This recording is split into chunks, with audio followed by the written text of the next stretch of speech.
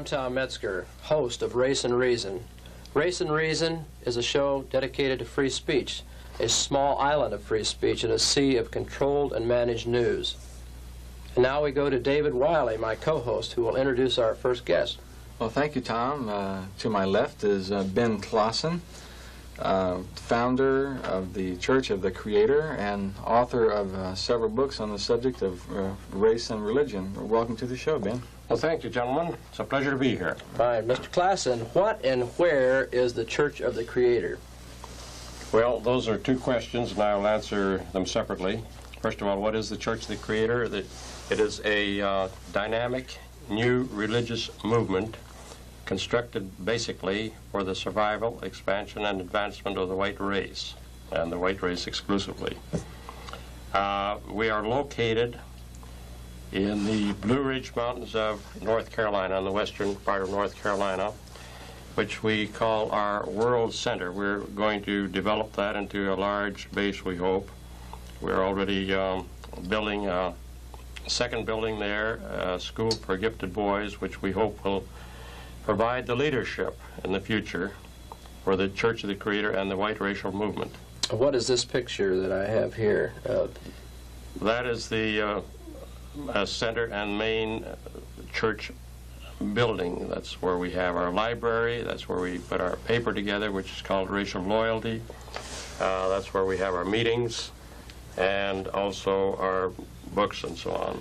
And you gave me a picture here of a building being in the process of construction. What is this building?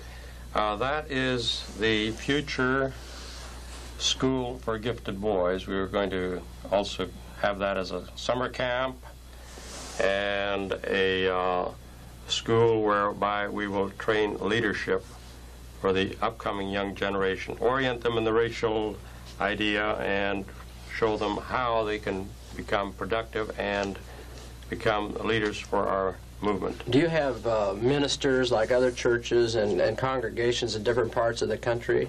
Yes, we do. We have ministers that are certified and certificated, and they have their own groups in different parts of the United States and even some in England, South Africa, and Australia. I understand that you're an author also. I see some books here, but you're the author of this book? That's correct. Mm-hmm. Would you like to tell us briefly about the book? Yes, that is the initial book. That is the first book that I put out back in 1973, which really laid the foundation for the racial creed and the program that we are pursuing and promoting today. Nature's Eternal Religion. Nature's Eternal Religion, right. And the title is derived from the fact that my observation is that whereas we have a lot of man-made creeds and ideas and philosophies and so on, nature has given each species, including the human species and the white race, certain codes to live by. And instead of us accepting some philosophical mishmash from some man-made creed or program, we have studied and derived from nature's lessons what is the basic of what nature impels and instructs each creature to do. So you're not as much into like mystical ideas of religion in that sense as you're, and abstractions as you like a nature, more of a nature worship church. No, we don't. That's right. Or nature. We are not a nature worshiper, so I see. Correct. But we learn from nature. And I can sum it up in a sentence as to what it is that nature is teaching us to do. And that is, nature tells each species to, first of all, take care of their own kind.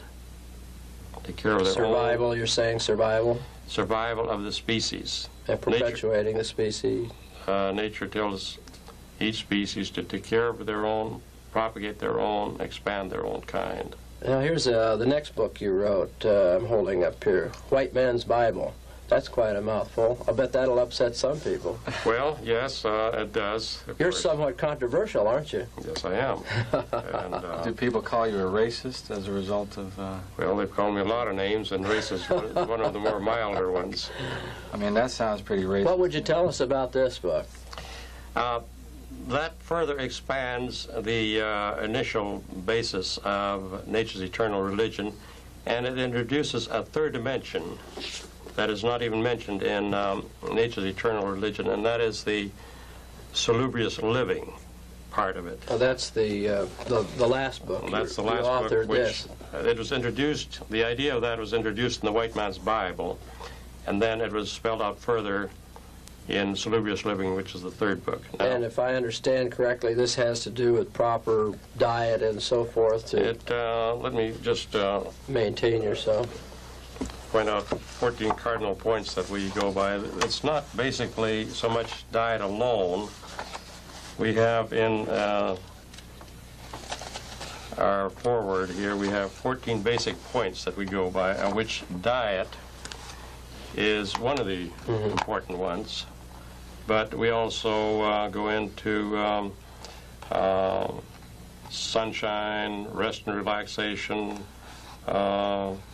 recreation, etc., etc. 14 points altogether, which are our basic points for a productive, healthy, and salubrious life. Well, what are some of your ideas about how to apply your religion in this country, or for that matter, any country? Well, should this, in other words, be applied in a separatist fashion? Do you believe that white people should live apart from the other races, or yes, we believe in separatism very much. Well, now, let's define. Now, are you saying a separatist or a segregationist? I would say that the word separatist defines more clearly what we are proposing and what we are promoting. I think that's two terms, excuse me for interrupting, that people get stumbling over all the time. And I think so, I've noticed that, where segregation is something where you do not want to socialize with people of another race. Within the same territorial But you want them to work for you, make you money, things like that. Whereas separatism is that you don't want to have control over them, but you don't want them to have control over you either, which seems to be a more That's right there. Well, I think the Those are two different separatists, yeah, the racial separatists believe that each race should make their own laws. and have Blacks self-determination. should make their own laws, self-determination, have their own nation. Yeah. And but I don't think anyone's really against the economic ventures. But anyhow, getting back to the point, with that in mind, would you still call yourselves a separatist? You want your own nation, Well, your own race? I don't like either labels as such, you know. Oh, We've been okay. called white supremacists, which we're not. We're basically, we call members of our church creators. And this has a little bit of a dual meaning to most people. They think that we go into the hocus pocus of spirits and all this kind of thing. We don't. You're not Christian, and you're not Muslim, you're not Jewish. We're not. We don't believe in the supernatural world in the first place. We don't believe in spooks. We don't believe in demons. We don't believe in devils. We don't believe in fairies and what have you. We believe in the laws of nature. Now, getting back to the difference between segregationists and separatists, neither one of those terms fits us necessarily. But of the two, we believe strongly in separatism, and we believe it to a degree further than is commonly accepted. We believe in having, say, for instance, any country, any white country, entirely cleansed of all alien and mud races. We believe that, say, America, for instance, starting with America, it should be totally white, which it almost started out to be when the white Europeans came over here and drove the Indians westward and took over. Then you would probably have been a friend of Marcus Garvey, who was the great black man who was interested in blacks for Africa and so forth like that. I agree wholeheartedly in his solution to the problem, yes. Your logo, I notice, has a big W with like a crown on the top. What does that logo represent? It represents three different things. The W stands for the white race, which we think is nature's finest specimen. The crown designates that we are the elite, the aristocrats of nature's realm. The halo above the crown means that we hold our racial values sacred, and we believe that our white genes are our greatest treasure, and we should safeguard our gene pool zealously. And is this what you'll be teaching in, like, your school for gifted boys, a program for leadership for young people to espouse this idea and put it into action? Yes. Our idea is to get them racially oriented and racially aware. When do you expect that particular program to get into full force? We expect to have our first classes this coming summer. Actually, the school is just about finished, and it's further in its completion than that picture you showed would indicate, but we're just about finished with the building, and we're ready to set up classes for summer. Seems like you're running really into a wall here in this in your struggle with the normal so-called churches, the Christian churches, the Jewish churches, synagogues, all these people, even and the Muslims, and that's really taking on a big battle for yourself. It is. It's a tremendously ambitious program, I admit, and we look at it this way.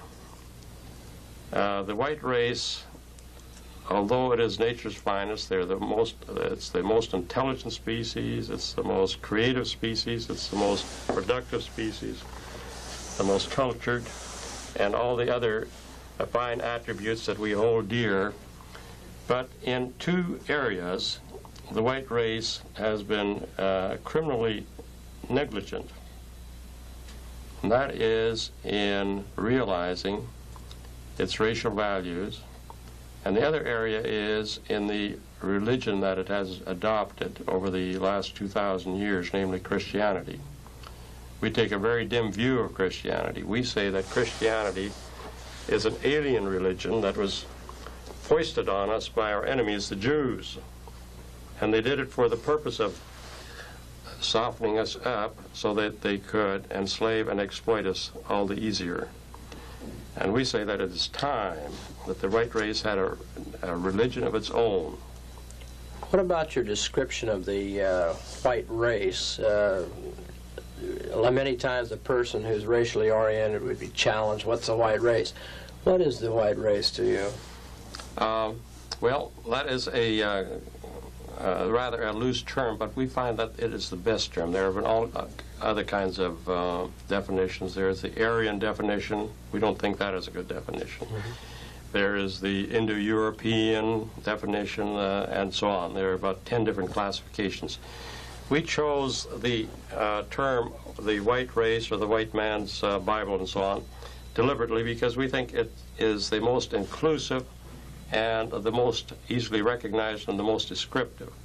Now, we realize that just like the Jews, who have a lot of fringe elements in their racial structure, or any other race, the white race, too, is, when we talk about the white race, it's a loosely defined entity, but it is an entity, and it's a very important entity.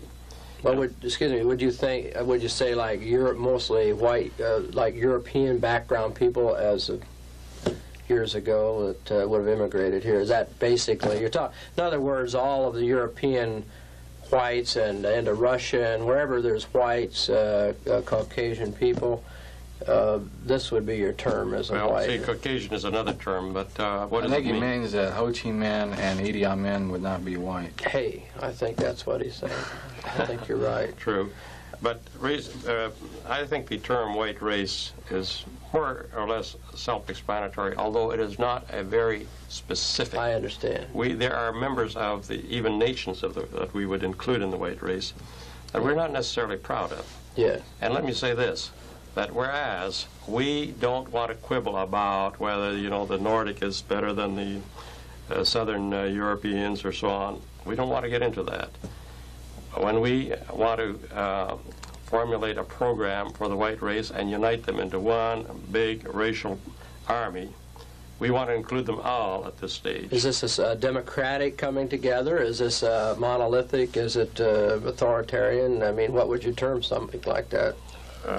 Our church program and our structure is monolithic, and it is authoritarian, yes. Now that brings me to your title of Pontifex Maximus. Mm-hmm. Well, that's quite a title. Would you explain that to us? Yeah, I didn't invent it. You know, the Catholic Pope in Rome, his official title is also Pontifex Maximus, and most people don't think that's too odd. I see. But we didn't copy it from the Catholic Church.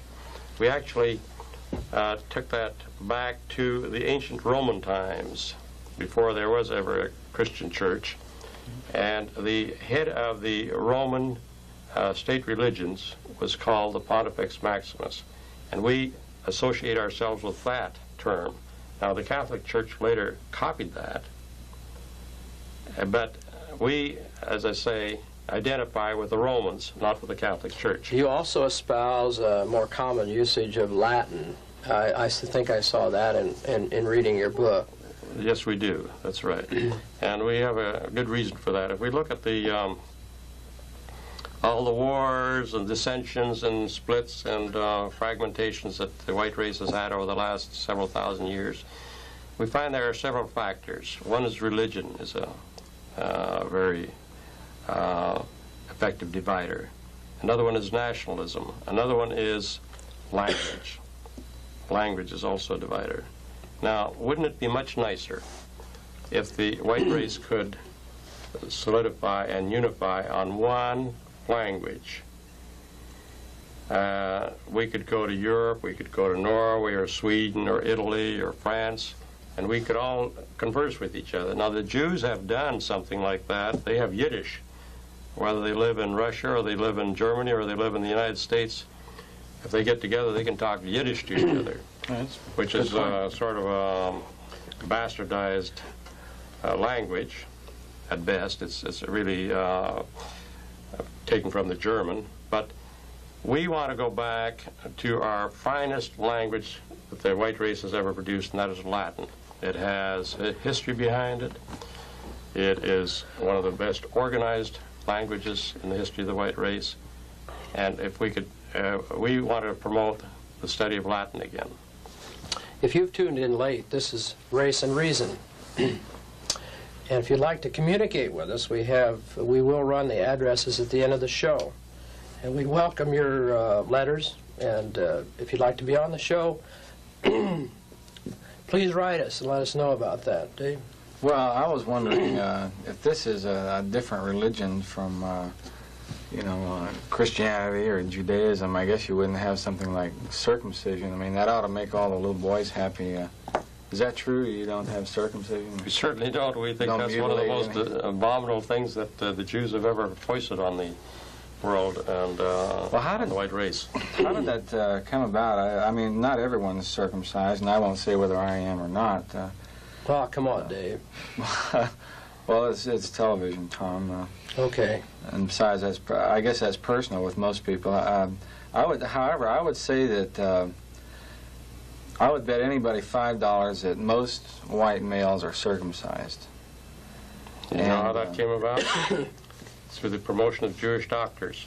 Yeah. Well, I mean, why would anybody do something like that? I think it's abominable. Well, it's a religious right, they say, but yet they do it in hospitals. One thing, some people have accused you wanting to wage warfare against the non-white people, even to exterminate them. Is that true?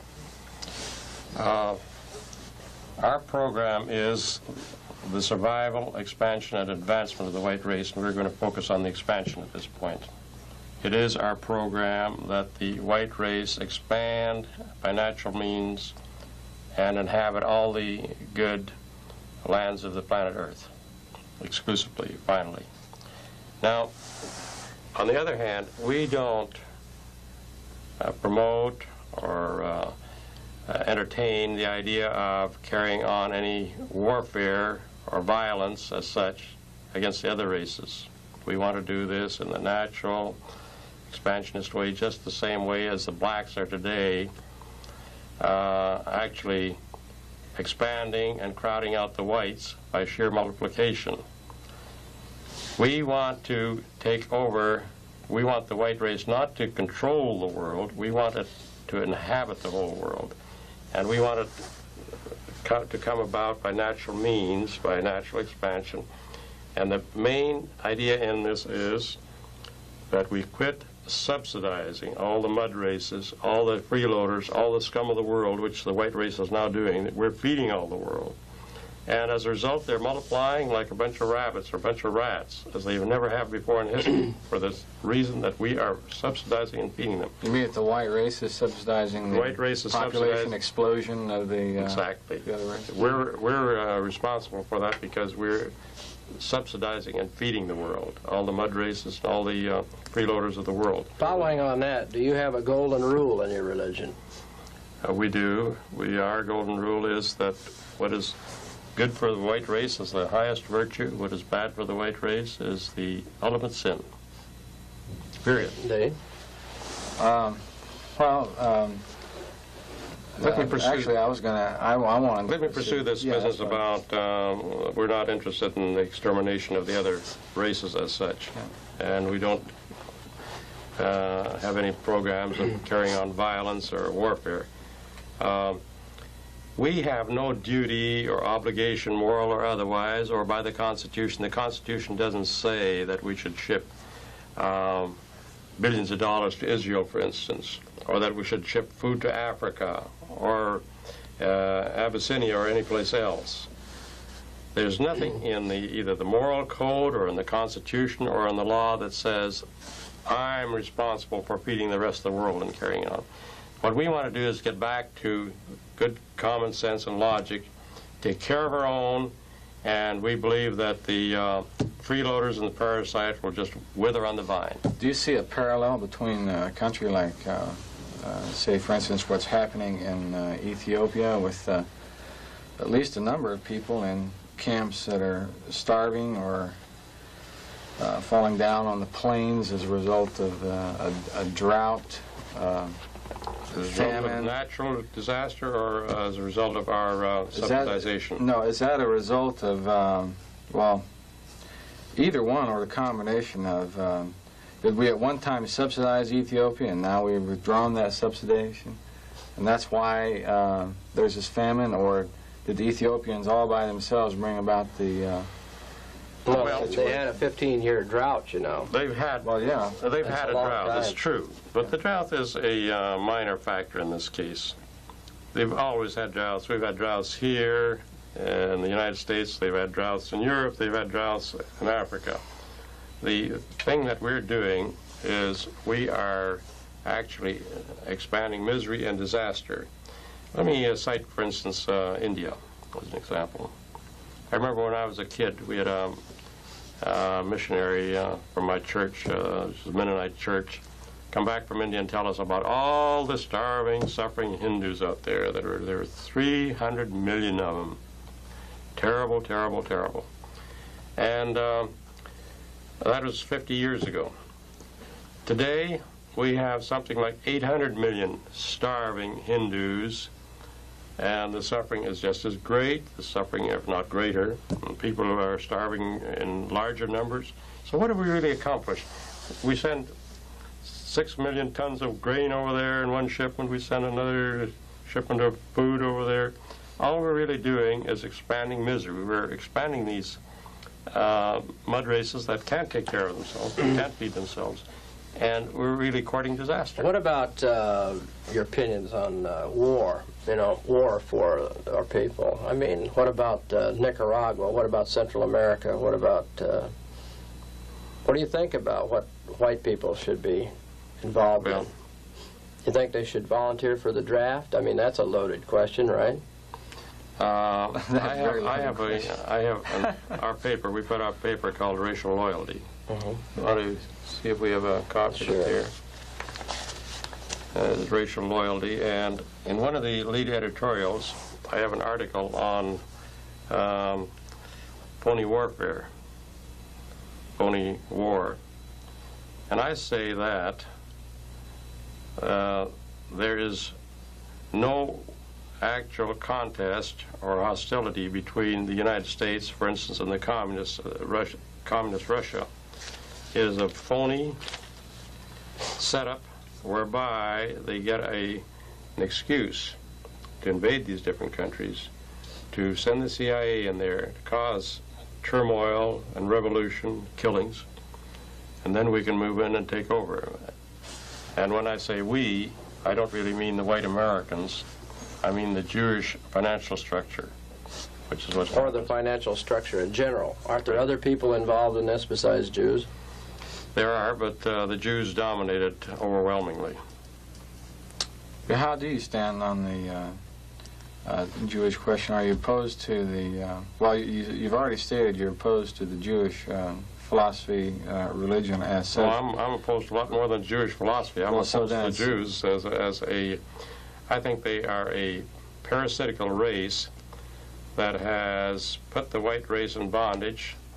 They have used a number of different tools to do it with, of which Jewish Christianity is one, Jewish communism is another. But the Jews are the ones that's saying that they're the ones in bondage to everyone else. I mean, it's either one or the other. That's right. They've developed this technique of accuse the accuser to high state, high fine art. But the fact is they have been running the show for hundreds of years and are in control of the world. They're in control of the finances. They're in control of the governments. They're in control of the news media. And they've put us in a place now where the white race is headed for extinction. And this is what the Church of the Creator is all about. Have you been attacked? Have you been attacked with guns or anything like that in your church? And keep it short. Yes. We're going to have to cut away here pretty quick. Have you been attacked, though? We have. A year ago, last June, there was a sneak attack on our church about 2:30 in the middle of the night. Molotov cocktail was thrown in the front of the church and almost burned it down, and our logo was shot at with a shotgun, and we can still see the holes that are there. Well, Mr. Klassen, I sure thank you for being with us today. Dave, well, I think very interesting. Well, that's my pleasure. Thank you out there for joining us at Race and Reason, and we'll see you again next time.